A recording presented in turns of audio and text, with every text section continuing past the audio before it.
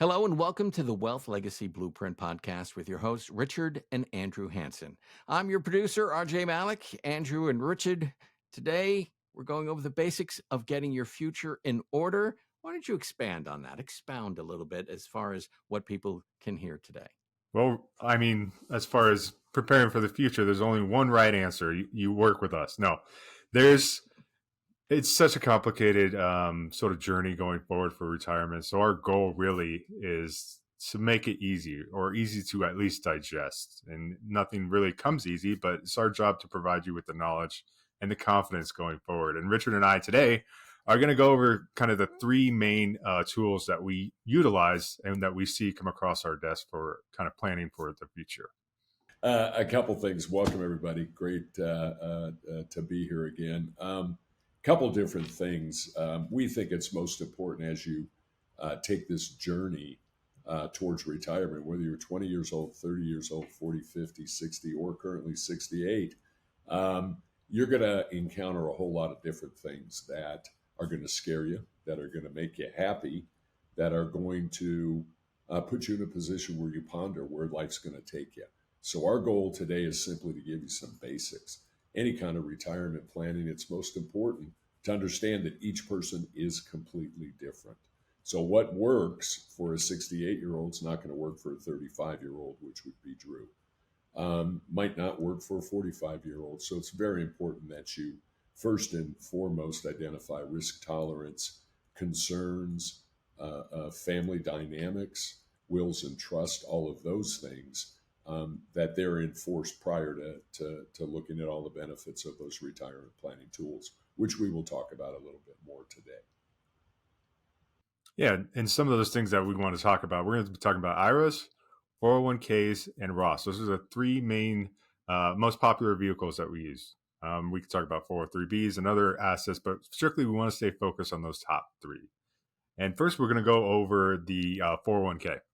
Now, 401ks are my favorite when I have them come across my desk, only because I see a lot of great companies that are looking to help support their employees going forward. And how they do that really is a lot of match contributions.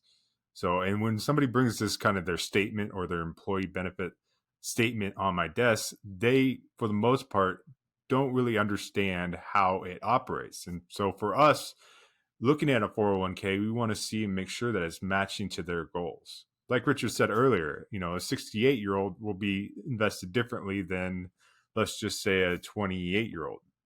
So that's something that it's not, you don't want to be like an ostrich and put your head in the sand and just say, oh, well, I'm getting contributions. That's fine.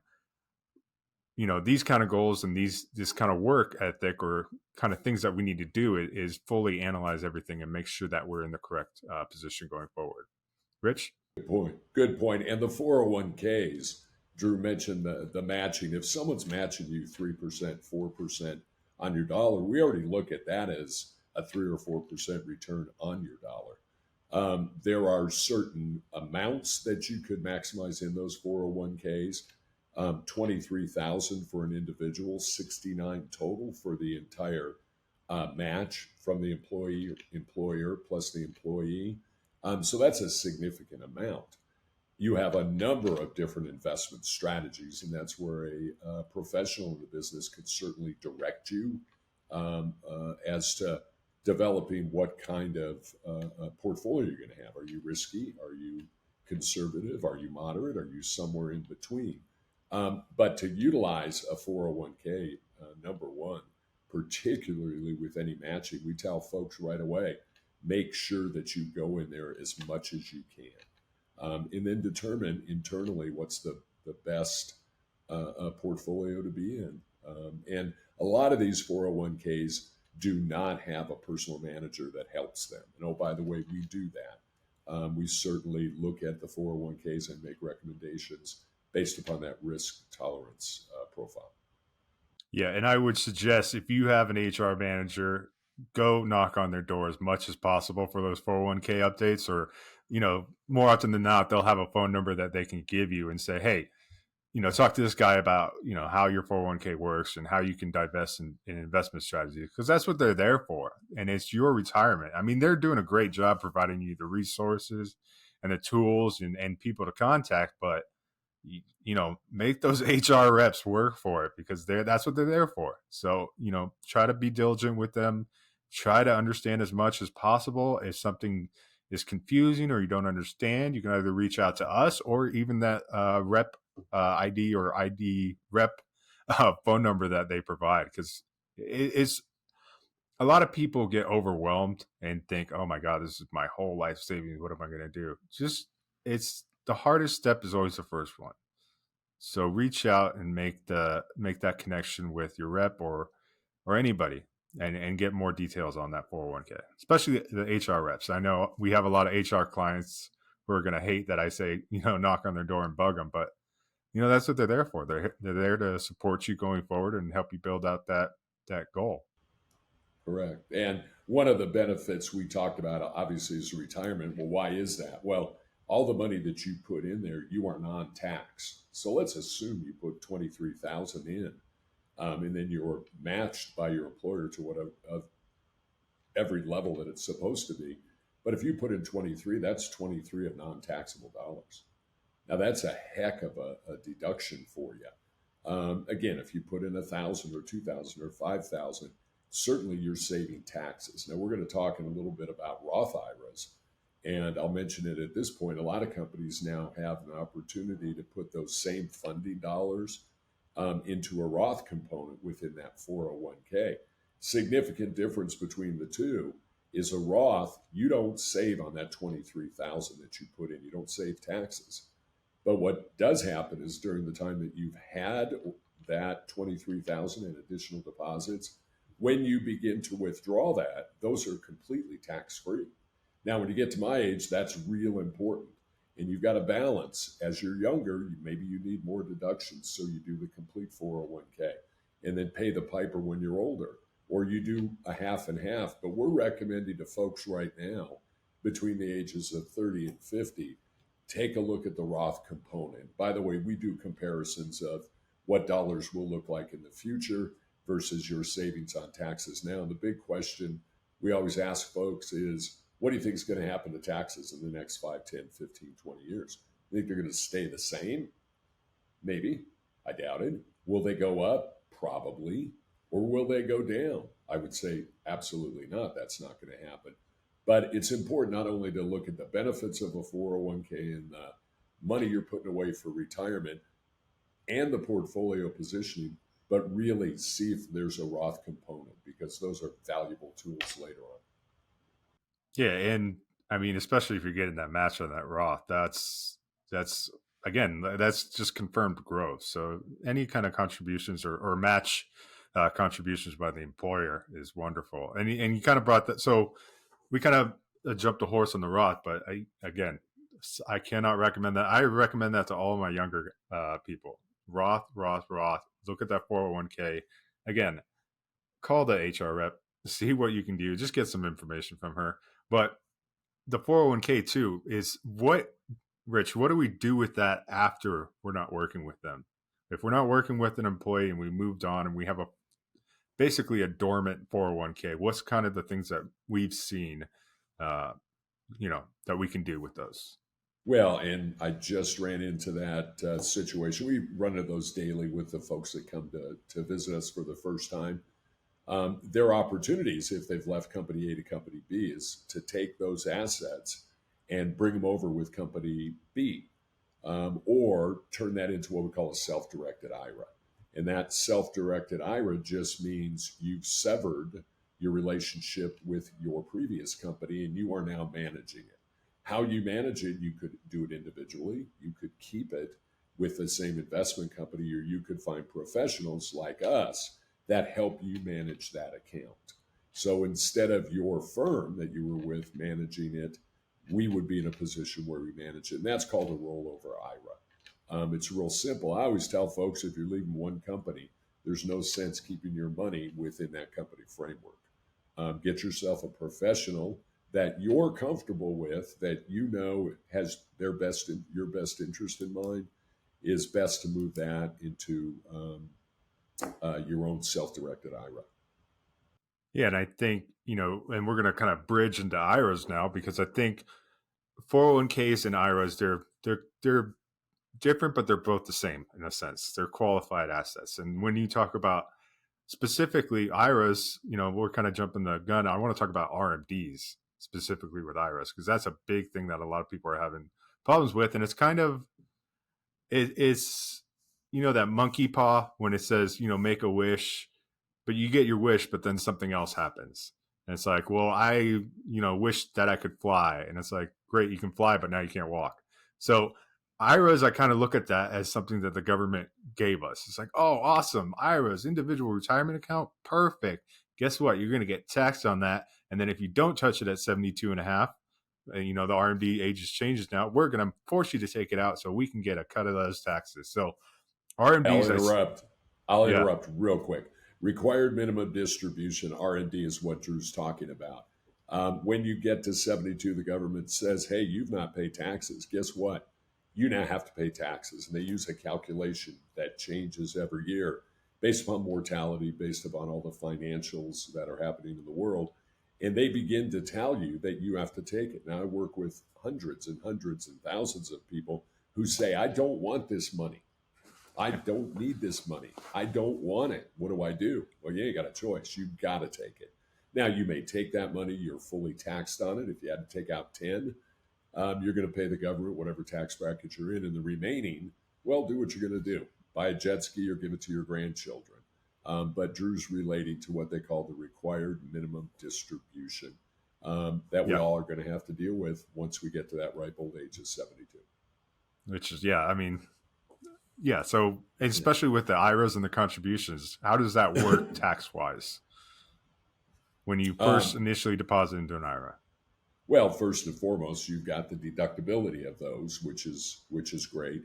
But then the issue that you have is, again, the same old question. What will happen to taxes by the time I need to start withdrawing money? Will it go down? Will it stay the same? Or will it go up? When you begin to take out those accumulated assets, they're fully taxable.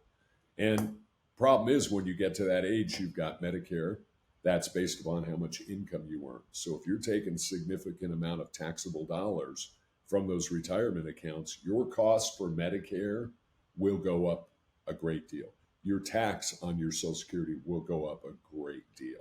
Now, for the young folks listening to this, it's far away in the future for you. But I'm telling you, if you do the planning now, you won't experience the things that our folks who did not have a Roth IRA, myself included, until I was further down the road. It's the best vehicle that you could possibly utilize.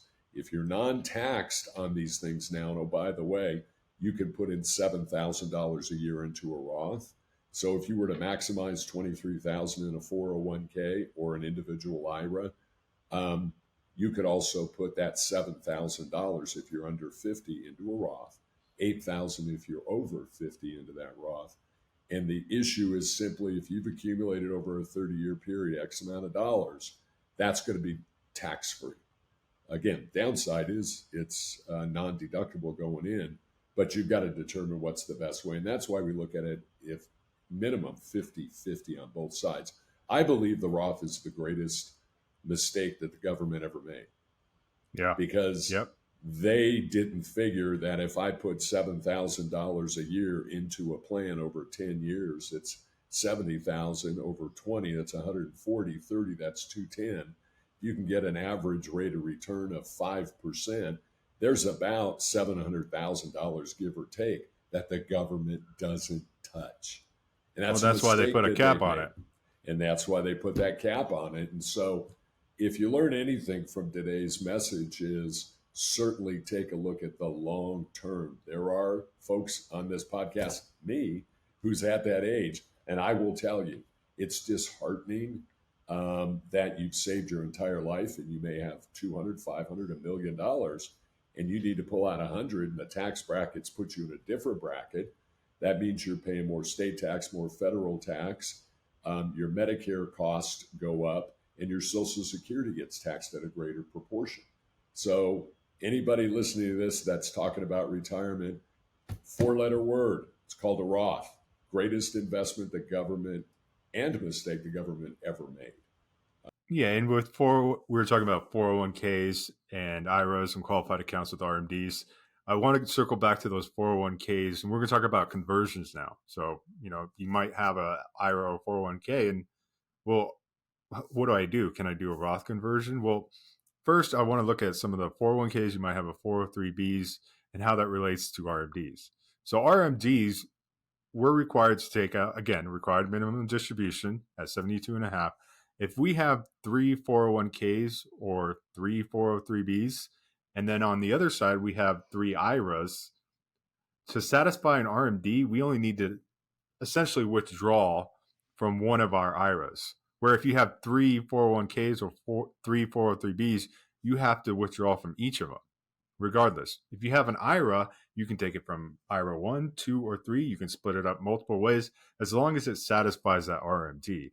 And what really converting a 401k into an IRA does is it allows us a lot of flexibility. So we don't have to take it out of a specific account. We can, look at where we are historically. How is this account done? Let's take it from here because it's not doing so well, or let's take it from here because it is doing so well. There's a lot of people aren't aware that, they think conversions, they think, Roths or IRAs to Roths, perfect. But you can also convert maybe that old 401k you're not working with into an IRA. There's a lot of flexibility you can do with that. So you're not hamstringed to one account. Rich, so from the IRAs to the Roths now. So we do 401k to an IRA, or, a qualified asset into an IRA. IRAs to Roths. Are there any, contribution limits to that? Or what's our limit on that? Convert. Well, if you wanted to convert, which we're finding out because people are listening to our preaching, and our preaching, as I just said earlier, is the 4-letter word Roth, the greatest mistake the government ever made.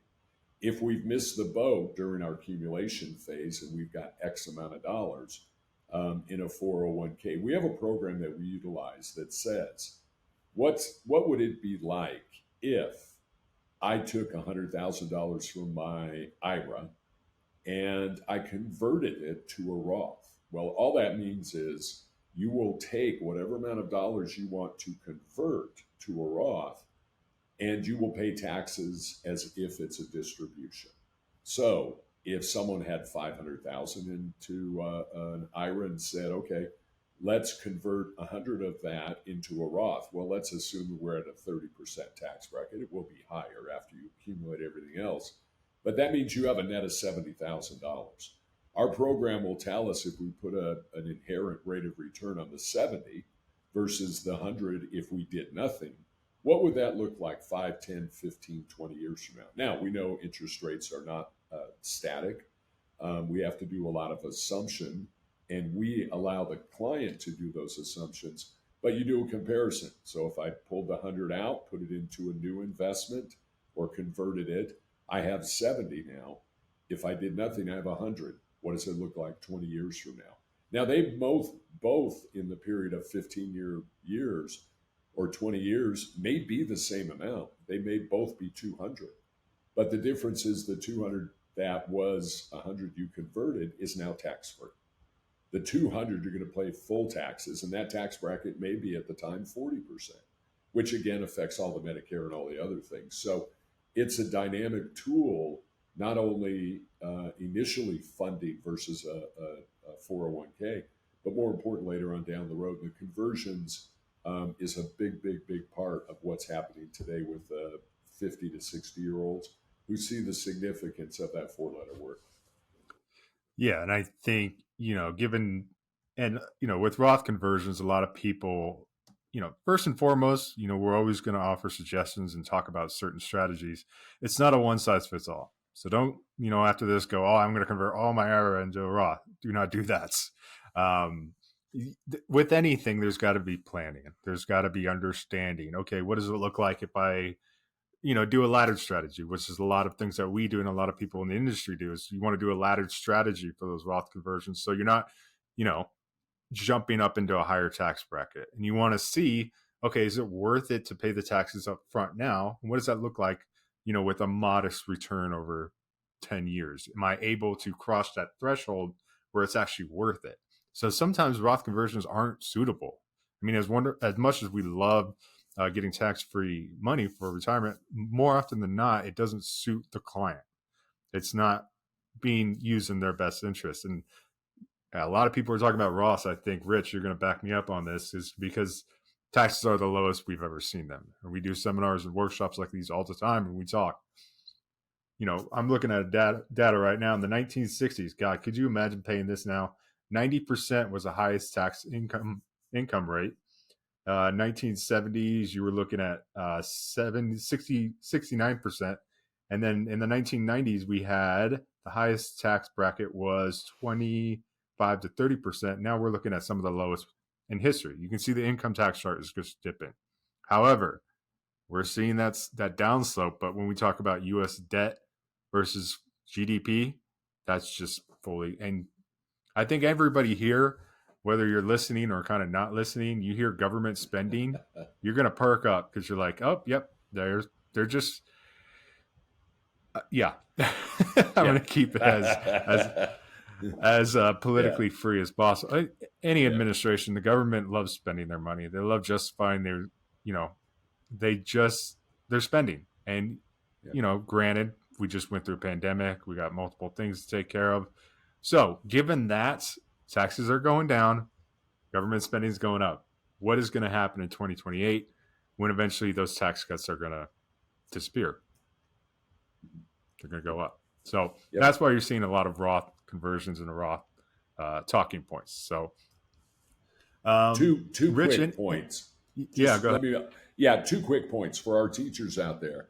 You have the same retirement type planning system. It's called a 403B or a TSA. The numbers are a little bit different for deposits and deductibility, but you still have the benefits of a Roth that you did not, or you might not have had with a 401k. So don't feel, the teachers, again, that are out there, you do have the same alternatives and the same options to fund pre-tax into that 403B or TSA. And then it can react just like an IRA. If you retire or you move districts, you've got the opportunity to keep your TSA 403B where it's at, or move it to the new district, or work with financial folks like us who will self-direct that into now what we call an IRA. Lastly, the Roth IRA conversions. We had a client in the other day that loved the idea of saving money in their mid-50s and said, well, I want to pull this amount out and convert it because I know it'll be beneficial for me later on. And first off, we look at your tax returns. We want to make sure your tax brackets, particularly in federal and state, that conversion doesn't bump you up into a significantly higher tax bracket. So the number that we came up was we had to be at, and if we crossed over $31,000 of conversion, it brought us into a greater tax benefit, on the federal and state side, that we really got to make sure that we do not exceed that, because then it changes the numbers completely. So anybody out there, if you just go, I'm going to convert all my stuff to Roth, don't do it until you talk to a professional who's got the components and the systems to determine how that's going to affect you the tax year that you do that. Yep, great point. And on that note, we're going to kind of sign off for now. Thank you for kind of listening to us and joining us, going over kind of the investment basics. And I know some of you might have already learned or are new to this. We're going to continue to get better and bring new subjects to our listeners and our family. So you can check us out on www.generationswealthmgt.com, as well as visit our YouTube page. And please stay tuned. We're going to have a lot of different guests on throughout the week. And most importantly, your feedback is the best thing for us. We've learned so much just by, doing a sneak preview of our opening episode.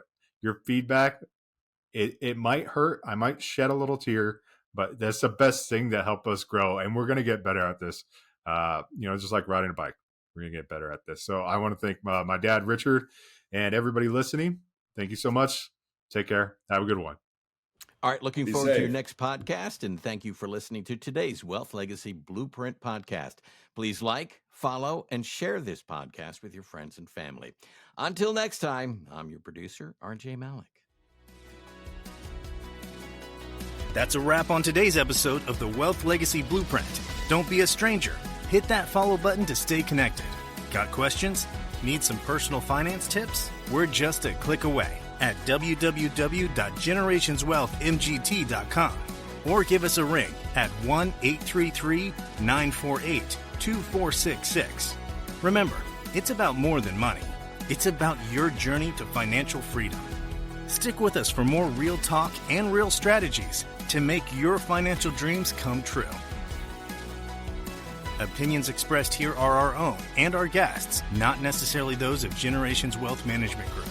This podcast is all about education and not direct financial advice. For the nitty-gritty on your own financial situation, always chat with a professional.